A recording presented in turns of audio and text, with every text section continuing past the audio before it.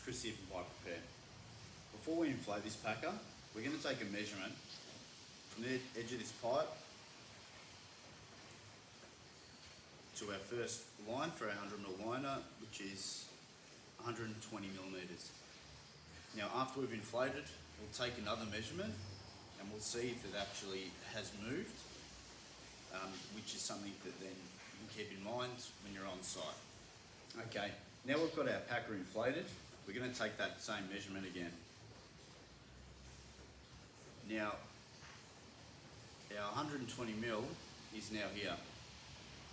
So we've actually lost 50mm, which means that it's pulled back. So if you had your liner right on the edge here, potentially you could have pulled back 50mm. So that is something to keep in mind when you're on site, and the use of your drain cameras is very critical, just to ensure that the liner is being placed in exactly the correct spot. Thank you.